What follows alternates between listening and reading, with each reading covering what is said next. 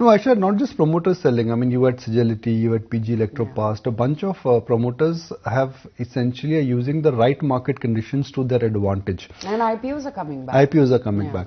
Now, believe it or not, but these are factors which lead to market hitting the pause button, because see, demand is limited. Where will demand come from? DI, which get flows by SIP and other NFOs. NFOs have dried up, so the only big reliant factor right now is the SIP money. Second, you do have FIs who made a comeback in the month of May, but in last couple of days that also seems to be stalling.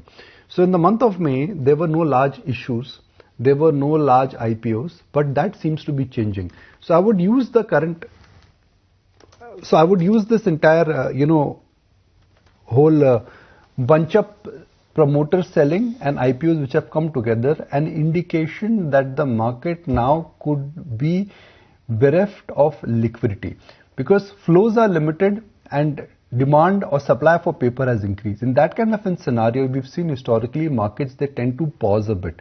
Typically, I'm not making a case that markets will retreat or something, but yes, the inertia which was there in the month of March, where the FII flows were having a very sharp impact in the price action, that will get limited and restricted. See, Aisha, when FIs came back in the month of May, nobody was prepared to sell. Nobody wanted to sell. IPOs had taken a back seat after the drubbing they got in the month of April. Promoters said, okay, let stock prices go higher. Why to sell at lower prices? The flows are same. It's not that the flows have increased from some other pond. But when supply increases, that same amount of flow will go into new paper supply rather than chasing the existing stock. So FI number will remain strong. DI number will remain strong, but the impact actually will become lower. And it's like saying that where you are cruising at about 25,000 feet, in order to go to 30,000 feet, you need far more engine power than you require when you go from 1,000 feet to 20,000 feet. It's like that.